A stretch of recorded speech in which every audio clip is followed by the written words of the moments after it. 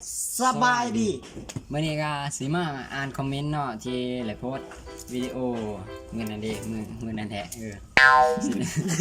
โพสต์วิดีโอลงเนาะแล้วก็ให้ทุกคนคอมเมนต์ทุกคนก็เลยเขียนภาษาลาวแน่ภาษาไทยแน่ก็อยากขออนุญาตอ่านภาษาไทยเป็นภาษาลาวเลยเป็นจังได๋ก็ไปเขาเบิ่งเลยมีแฮชแท็กขอโทษเด้อข่อยบ่งามคือแฟนเก่าหรอเขาจะเอาเลยงามอยู่เลยบ่โลซำละละนังแต่เฮ็ดให้เจ้าหันหลังมาบ่ยากบ่และแต่สิ่งดีกว่านิ่งๆแต่บ่มีอีหยังวะใช่อยู่ได้มุขาวมากบ่สิขาดนี่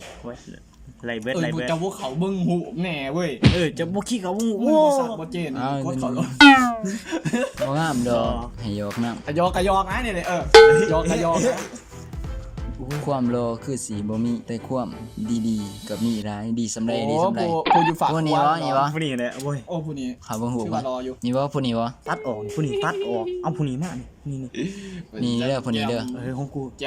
ำว่าแฟนเขามาตีเนาะโสดแปลว่าหยังโสดแปลว่าหยังโสดแปลว่ามีแฟนช่วงนี้ใส่เงินบาทมีบาทบ่มีคักกระถือคักแต่นี่บ่เน้นงามแต่เน้น5สำไร5สำไรพามไก่เหียงวะไก่สินี้ขี่ใส่หั่งไก่สินี้ขี่ใส่หั่งไล่ปากเสียสินเหียงวะสินไว้ตีปากเสียสินไว้ตีผู้ใหม่โอ้ครับผมอยู่ขี้บ่อ่านดอกอายเขาบ่แม่นดูคุณหนูได้แต่งตัวรู้บ่เป็นถึงหน้าตาเคยสิติดโลกหาเจ้าร้องโคบแล้วจะติดใจโอเคสงสัยมีทาเดทตัวอยากตีบักค่ามาดอกหน้าตาพ่อสำนีสิมีแฟนน้ำเขาได้จังไรได้แน่นอนได้จังซี่นี่อีเคเห็นได้อยู่โอ้ยแล้วล่ะหยอกนี่กดอ่านคนยึดคนเขียนหน้าฮัก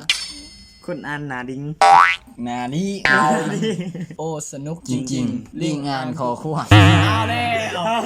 ขอญาตจะอยู่เบิ่งลูกกันเบิ่งลูกเขาท้องเลยจื้อเฟซจื้อเฟซแม่อยากซองไปดิเหรออย่างของอีโบนี่เขาจะมาด่าโอ้อยากเปิดโตใจสิขาดแต่ย่านอีก5คนขาดไปโอ้ใหญ่กู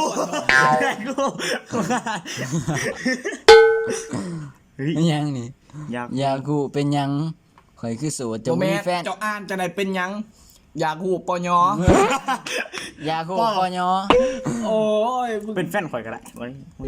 ยังนี่เอาแฟนตัวยงงานนั้นพวกเจ้าทุกคนทำใหญ่ทำไรจกมาแทกกันเนี่ยดูปล่อยความพร้อมเป็นเรื่องของอนาคตตาอย่าเถอะอย่าคิดนี่กูนึกแล้วผมมึงต้องอ่านนะวะอ่านเดี๋ยวดีอ่านแท้ๆนี่ไปแล้วกูนี่แหละไปก็อ่านดิไปว่าแหละเป็นตัวยงอ่ะเปลี่ยนเป็นยังตายไปกระลือฮักแท้เพไกซิดก็จะหักข้อเกตฮะเป็นอะไรแล้วเขาว่าฮักแท้เพไกซิดนี่ยาซิฟันไกซิดเลยเป็นหมดอยู่ใส่หมากูจักเลยยาซิฟันไกซิดกูจักแต่ซอสกับคอเกต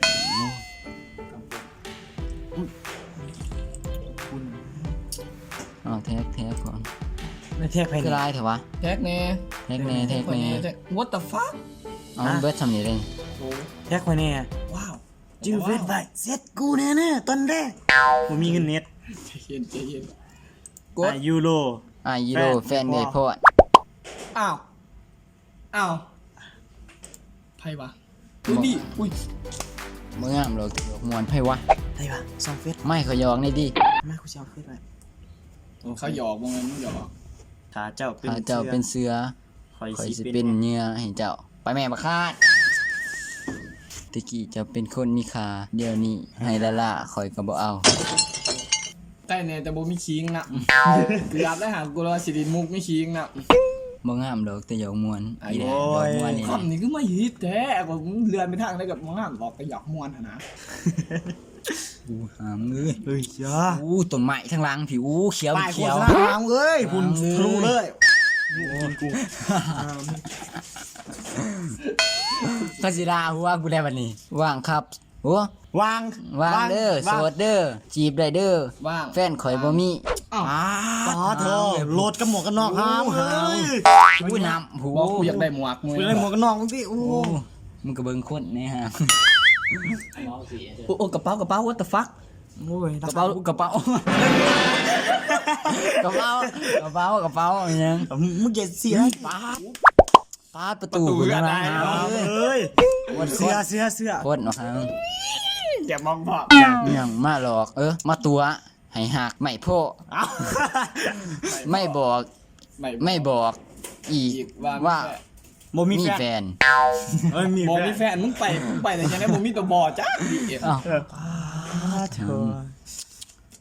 สิฟิตแสดงเพิ่งเข้าฟิตก่อนนี่บ่ รถเนี่ยปัง เอาเลยแจกเลยแจกวาบเอาเลย เขา เอาเล จะ ย มา อู้ จะมากดดีก็โอ้ เอาไหมแจกวาบเลยนี่แจกวาบไปเด้อนี่เด้อ แบบจิตใจ แจกบ ดี อง เดี๋ยว เย็น หักดุนไผก็ต้องการหักจนแต่งงานใครๆก็อยากมีให้ภาษาไทยเพิ่นนำฐานุไม่เกเร ไม่เกเรแล้วพี่พร้อมเปย์ไหมคะ ไปสิไปหุ่นดีหุ่นเพี้ยว อีเขี้ยว คือเจ้าแท็กน้ำเอาแท็กเข้าในเด้อเจ็บกว่าการถึกถิ่มคือการหูความจริง แต่เขายังโกหกเอาหางภาษาไทยเฉย แต่เขายังกี่ตัว ยังกี่ตัว โอ้โห โอ้โห อย่างนี้ มะขาม โอ้กูวายุ่งมันยัง มามันยังมีครู ทำไมกู ทำไมกูไม่มีวะยังวะ เบิ้ง ขนาด ข เสื นา อ ดเสือ เนี่ย ในยังบาดนมโอ้ย ขนาดเสือเนี่ยขนาดเสือ ขนาดเสือในยังบาดนุ่ม แล้ว ทำไม คำคมจะไม่ คำค บาม ดใจ จะไม่บาดใจ โอ้กินขาด ว่าสมบอกยูโดว่าไม่เบิ่งแน่นี่ FC เด้อสายเสขอบใจเลิกคิดฮอดเจ้าบ่ได้เลย กินหอมไปเนาะ คิดฮอดไปนอกข้านสิข้านถามนี่บ่งามหรอกแต่หยอกม่วนอีกแล้วหยอกม่วนอีกแล้วเด็กคงว่านะ เขาสิตีกูแล้วเลย อาจสินะเหมือนเหียอาจสินะคือเหียแต่ก็เรียกเก่ง เรียกกระแดม ภา มา ษา ดาโอ้ เรียกกระแดมหั่นบ่ถ้าเจ้าบ่สดเจ้าก็อดกินข่อย คนเฮายอมมีเบื้องหน้าและเบื้องหลังยอมมีทั้งดีทั้งชั่วอยู่ที่ใจจะเลือก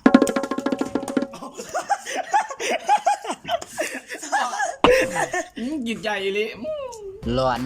ไผร้อนไผอยากเห็นฟ้ากับนักบิน แต่อยากติดดินกับนักฟุตบอล FC เดอะไซเซโอขอ ไผหาวยังตะหม้อนี่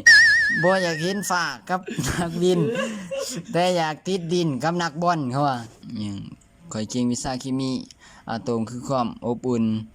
โมเลกุลคือความ โอ้ หวังหาผสมกันเป็นเวลา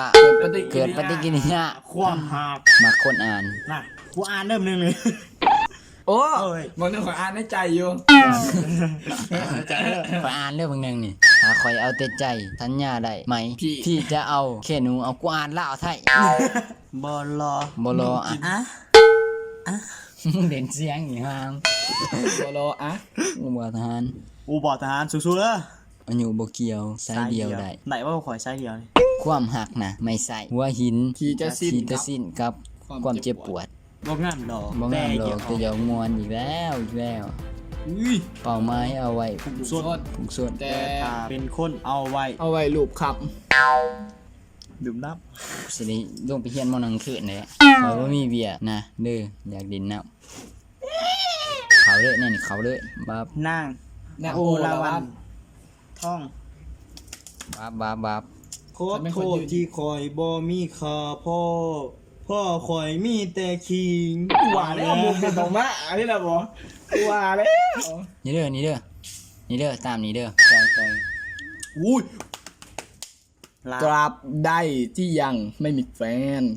การคุยหลายคนไม่ได้เรียกว่าเจ้าชู้ฮ่าฮ่านี่อุ้ยมึงกล้าอย่างยังไง บ่งามด บ่ อก งามหรอกแต่หยอกมวน ครับ โสดมาแจกวับนี่เด้อตามนี่เด้อ โอ้หมอได้ ถามได้ทุกเรื่องยกเว้นเรื่องเงิน ถามหกก็คือกันกับเจ้าแหละก็จะ เนาะเฮาก็สิมาเลือกซุ่มมาเนาะผู้ละ2คนเพราะว่าตอนนี้ก็ค่ำแล้วเบ็ดก็ได้ความจำกล่องก็สิเต็มแล้วเนาะมาซุ่มผู้ละ2คน ด้วย จำก่อน นี่แหละความน่าฮักบ่มีดอกมีแต่ความจริงใจเอาบ่เอามาขอโทษตอนนี้เด้อนี่เด้อวาร์ปเด้อนี่เด้อตามนี่แหละซื้อเต็มเด้อเฮาเป็น FC พวกเจ้าเด้อขอบใจอันนี้ว่าบ้าเอาแจก FC นี่เด้อใครอยากได้ก็เอาเด้อ ดิ้ง อ๋อ มาสุ่ม อ้าวกูที่กู เหลือของมึงที่กูจับก่อนนี่ก็ได้นี่ถึงข่อยสิบ่งามแต่สันดานข่อยก็บ่ต่ำความดีมันขึ้นอยู่ที่การกระทำเพราะความสำคัญอยู่ที่ใจ อีกคนหนึงฮะ จ ฝนตก ำนี่ ฝนตก ไป นี่ ไปยังผู้ชายคือเจ้าสู้แท้บ่จัก แจก กั วาน ร์ปนี่เด้อวาร์ป ผู้ชายบริเจ้าสู้เนาะไม่ยิ่งบอกผู้ชายตลอด ตามนี่เด้อ ผู้หญิงเจ้าสู้กับมีผู้ชายมันก็บ่ถึงเจ้าสู้ตลอดไปต่างแต่ทำอิฐเจ้าสู้นี่ มันคือเห็น เนาะกะฝนตกแล้วกะ เดือนกูทันอยู่ โอ้มึงขดมาครับกายได้หลายแบบมึงขี่มึง พอมึงเอาแล้วกูต้องการทุ่ม ฝนมันตกเลยข้านพ่อก่อน มา บ่งามหรอกให้หยอก มันได้เดี๋ยวมาเอาเนาะกะ อ้าวบ่บ้าดิโอ้ย ฝนมันตกกล่องสิ ขอบใจเนาะกูไม่เอาโอ้ย กะสำนี่ได้เนาะกะคอมเมนต์ตัวได้บ่ได้อ่านกะ ขอโทษขออภัยนำเนาะกะฝนตกตอนนี้กะฝนตกเนาะแล้วกะค่ำแล้วกะขอจบคลิปเพียงแค่ซ้ำนี้เนาะกะฝากไลค์ฝากแชร์ฝากกดติดตามพวกเราให้เด้อ โอ้บุญไหว อย่าลืมบุญไหว้แห้งแล้วตอนนี้ บาย กะขอโทษน้ำเด้อที่บ่ได้อ่านคอมเมนต์หั่นเด้อเจอกันคลิปหน้าคลิปใหม่มาประมาณวันจันทร์กับวันศุกร์ตอนเช้าเด้ออย่าลืมติดตามเนี่ยเนาะบายจบตอนนี้